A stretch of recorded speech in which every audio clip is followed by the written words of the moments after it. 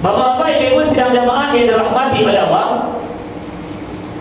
Lalu nangka 3 untuk membuka pintu keberkahan itu adalah banyak-banyak kita mencari Al-Quran. Banyak-banyak kita membaca Al-Quran. Bapak-bapak, ibu-ibu sidang jamaah yang dirahmati oleh Allah. Ada ketika kita pai ditampik baca ramah, ada pula Al-Quran ko masih utuh baru. Lah 38 tahun Al-Quran ko masih utuh jo dalam lemari. Dibungkui rancak-rancak, diagih pita, dimasukkan dalam plastik, dipajang dalam lemari. Karena apa? Mahal. Bila dibaca Al-Quran kau tak pernah dicari. 38 tahun lamunya Al-Quran kau tak pernah dicari. Tak pernah dibaca Al-Quran kau. Maka Al-Quran kau akan menjadi petunjuk bagi orang-orang tentu dibaca Al-Quran. Kalau memang dipajang kayak tadi, bapak-bapak, ibu-ibu, memang orang mencaliat datang ke rumah awak sekali-kali tercengang orang. Masih ada juga Quran etik yang lama tu leo. Ia bentuknya dipajang, dibungkus dengan kain rancak, diletakkan dalam lemari. Seluruh orang mencaliat selalu bentuk awet Al-Qurannya sampai kini. Tapi tak pernah dibaca Al-Qurannya. Hanya untuk apa? Untuk dipajang saja. Tapi penting bagi awak bapak-bapak ibu, kalau awak ingin menjadikan Al-Quran ku sebagai petunjuk awak, Al-Quran ku sebagai pedoman awak, tentu Al-Quran ku kita baca di hadapan. Kita baca Al-Quran. Tapi maaf ibu-ibu, karena kini awaklah ada kegiatan-kegiatan lain, ada majlis taklim, ada wirid yasinan, ada pengajian-pengajian yang lain, ada juga tahsin Al-Quran dan lain sebagainya. Maka ketika itu ada pula ibu-ibu ku ingin dipatukan bacaannya oleh al-ustaznya, oleh gurunya, sekali 2 kali datangnya bu. Bagaimana itu? Pertama datang mencari siapa ustaz begini, siapa gurunya. Yang kedua, baik datang asia-asia saja yang dibuat itu. Sampai yang kedua sudah mulai pembacaan Al-Quran, mulai dari tahsin Al-Quran, dibaca oleh al-ustaznya awal pertama, Yasin, dibaca loh, Yasin, doa dulu. Kiranya bahasa Indonesia, tulisan di bawah baca. Sepanjang apa pun ustaznya membaca, ya asinnya dua tulisan di bawah. Diulang sekali, diulang 2 kali, diulang 3 kali. Besok dah datang aja. Banyak datang salah saja boleh pak tu. Salah saja boleh satu, esok tidak datang aja. Tidak mengaji tak lain, tidak lain. Bapenda, tidak. Itu justru mendatang tukang lain. Padahal yang ingin dimaksudnya apa? Untuk membaguskan bacaan Al-Quran kita. Kita ingin mencari keberkahan dari Allah, perbaiki bacaan Al-Quran yang kita baca dalam salat Al-Fatihah ayat itu Al-Quran. Tapi ini bapak-bapak, ibu-ibu sedang jemaah yang dirahmati oleh Allah, payah itu untuk mengulangi. Padahal jaminan untuk orang yang membaca Al-Quran itu iqra'ul Quran fa innahu yaumil qiyamah syafi'an lil muslimin. Baca Al-Quran, sesungguhnya Al-Quran akan datang nanti memberikan syafaat kepada orang yang membacanya. Baca Al-Quran. Tapi kini bapak-bapak, ibu-ibu, insyaAllah di dalam tangan awak ada di keting surat apa yang awak awak baca. Surah apa yang awak cari tentang apa ada dalam HP awak? Lah mudah kita untuk membaca Al-Quran. Kalau nak bisa ada petunjuknya di bawah, ditunjuknya, dibacanya, awak mendengar. Begitu mudahnya hari kau untuk membaca Al-Quran. Tetapi banyak juga di antara awak dan jarang untuk membaca Al-Quran itu. Bapak Ibu yang dirahmati oleh Allah Subhanahu wa taala, maka untuk menjadikan awak datang keberkahan dari Allah, awak baca Al-Quran dan juga awak ikuti hendaknya apa yang awak baca. Bacanya Al-Quran, kemudian awak ikuti dan awak amalkan apa makna yang terkandung dalam Al-Quran. Sehingga apa? Itu nanti yang akan memberikan awak, memberikan kesempatan kepada awak untuk menjadi orang-orang yang dicintai oleh Allah. Karena yang awak baca Al-Quran kalam Allah. Tentu dengan membaca Al-Quran awak minta kepada Allah didatangkan keberkahan oleh Allah Subhanahu wa ta'ala. Maka itu Bapak Ibu, jangan kita tinggalkan membaca Al-Quran. Paling tidak Bapak Ibu, kalau tidak bisa sesudah subuh maghrib malah kada kisah. Maghrib duduk sebentar, tidak kalah untuk membaca di antara saya sampai 5 ayat, tapi taruh mana ribu. Ini Al-Baqarah 1 sampai 5, besok juga balik. Ya karena apa? Iko untuk melatih awak, siapa di antara awak yang lain istiqamah dalam membaca Al-Qurannya. Ada pula awak membaca Al-Quran di Ramadan saja. Kalau Ramadan, mulai dari awal Ramadan sampai 10 terakhir menjelang raya, ada yang khatam 2 kali, ada yang khatam 3 kali, ada yang khatam 4 kali, ada yang separuh. Tapi habis Ramadan tidak dicari Al-Quran kulai. Apalagi 5 hari terakhir lah sibuk. Iko kali balik, iko kali cari, iko nak tunggu, iko nak datang. Akhirnya jo tarawih lampir. Jadi ibu-ibu yang dirahmati oleh Allah Subhanahu wa taala, ketika kita berinteraksi dengan Al-Quran, ketika kita membaca Al-Quran, ketika kita melihat Al-Quran, membacanya Al-Quran, insya Allah keberkahan Allah datangkan kepada kita.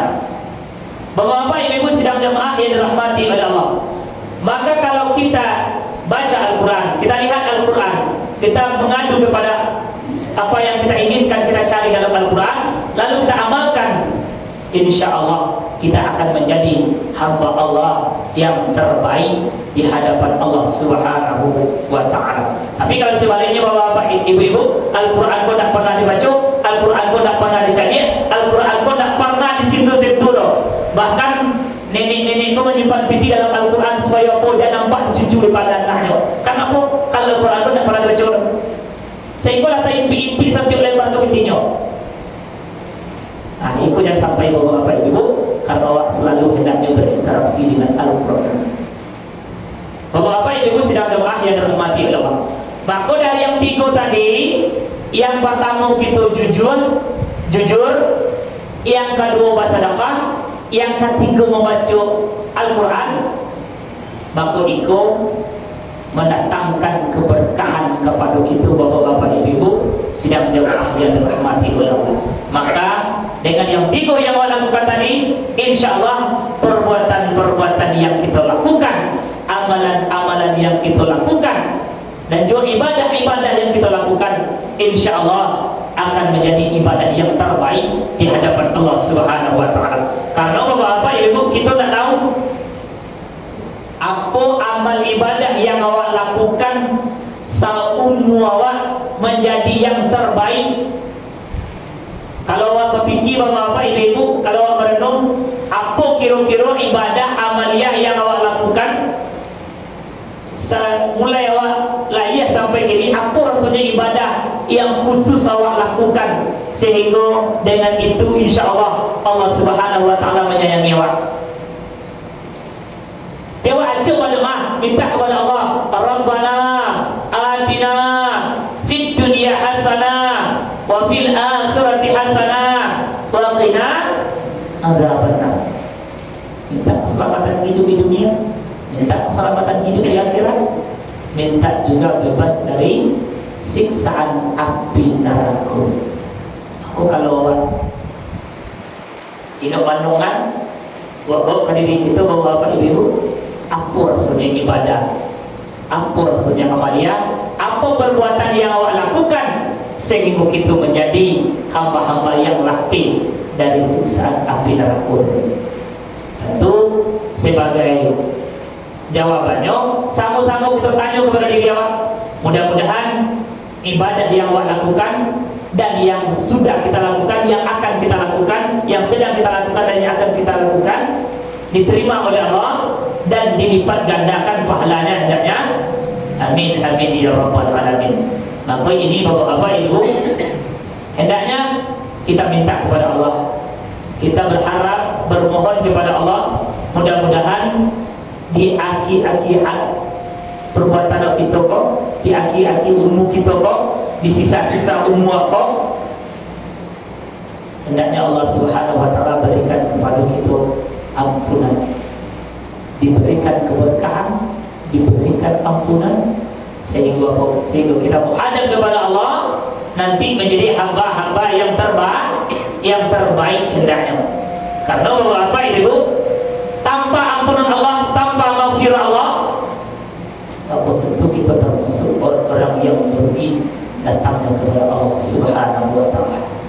Bapak-bapak, ibu sidang jamaah yang dirahmati oleh Allah, maka dari yang tiga tadi sama-sama kita merenung, sama-sama kita merenung, sama-sama kita bawa kepada diri awak, dan sama-sama kita tafakkur. Mudah-mudahan kita menjadi hamba-hamba yang dakik dengan Allah, hamba-hamba yang dicintai Allah, dan hamba-hamba yang mendapatkan kasih sayang dari Allah Subhanahu wa taala.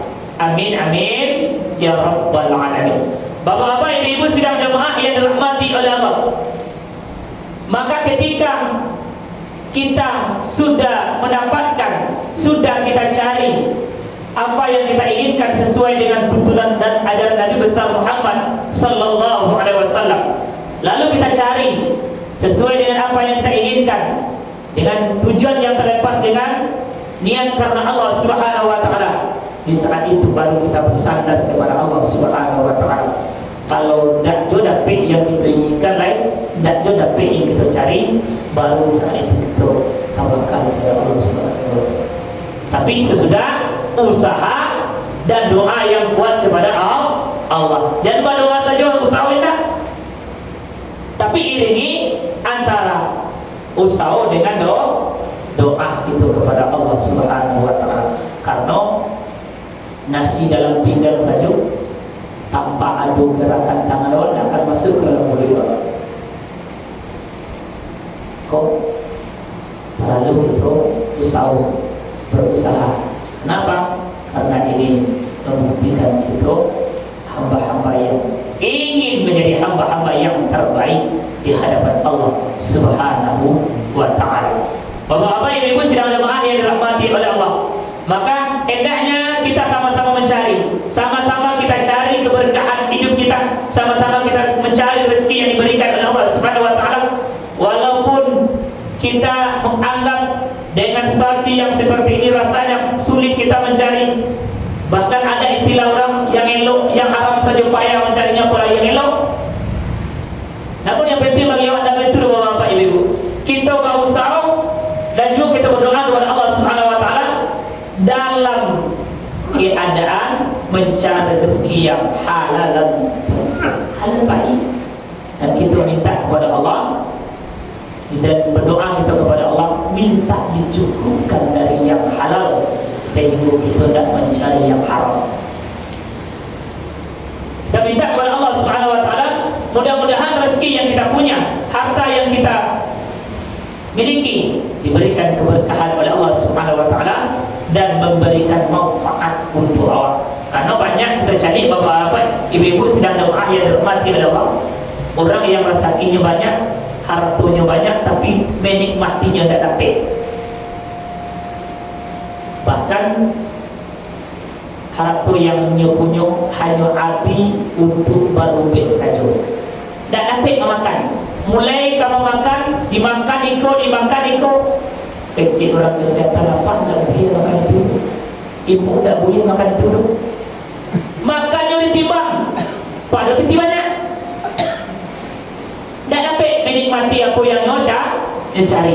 Tapi kita minta dengan kesehatan yang diberikan oleh Allah Subhanahu Wa Taala, maka seluruhnya ini menjadi barakah hendaknya di hadapan Allah Subhanahu Wa Taala. Bapak-bapak, ibu-ibu sidang jemaah yang dirahmati oleh Allah, kita cari ini dan kita bermohon kepada Allah dan kita laksanakan ubudiyah kita kepada Allah. Lalu kita sama-sama meminta kepada Allah, minta hati yang istiqamah kepada Allah Subhanahu Wa Taala untuk melaksanakan apa yang diajarkan, apa yang dituntut oleh Nabi besar Muhammad sallallahu alaihi wasallam. Karena bapak ibu yang istiqamah itu baik, istiqamah itu memang sangat berat. Karena ada ibadahku sekali saja kita lakukan, banyak tapi sekaligus. Ada pula orang yang melaksanakan istiqamah kok sakit, tapi taruh manarunya lakukan. Ikut orang yang terbaik. Amalan yang sakit yang dilakukan, tapi taruh manaruh dia lakukan. Ikut bertanduk orang-orang yang mendapatkan kebaikan dari Allah. Allah berikan hati yang istiqamah di hadapan Allah. Aku bapak-bapak ibu, mudah-mudahan itu dengan sering berminta kepada Allah, sering kita berdoa di hadapan Allah, berikan hati yang istiqamah kepada Allah Subhanahu yang bukan di qulub tapi qalbina dan minta hati istiqamah kepada Allah. Mudah-mudahan dengan keistiqamahan kita kepada Allah Subhanahu Wa Taala, Allah curahkan kesayangnya kepada kita. Allah curahkan apa maghfirahnya kita. Allah mencurahkan kepada kita apa yang kita inginkan, apa yang sudah dijanjikan oleh Allah Subhanahu Wa Taala. Jangan kita takut untuk berdoa kepada Allah. Jangan takut kita, jangan enggan kita untuk bermohon di hadapan Allah, karena bagi Allah satunya mudah. Nah, janji Allah wa'adul haqqa wa man asdaqu minahu qila. Janji Allah benar, siapa lagi yang berjanji melebihi kepada Allah. Mudah-mudahan bapak-bapak ibu-ibu kita menjadi hamba Allah yang terbaik. Mudah-mudahan segala perbuatan kita diterima oleh Allah Subhanahu Wa Taala dan dilipat gandakan pahalanya, dan mudah-mudahan apa yang kita cari menjadi ladang ibadah di hadapan Allah Subhanahu Wa Taala. Dan apa yang kita miliki hari ini itu merupakan titipan Allah. Belum ada satupun dengan harta yang kita punya, dengan apa yang kita punya, sudah ada jaminan bahwa kita selamat dari siksa Allah Subhanahu Wa Taala.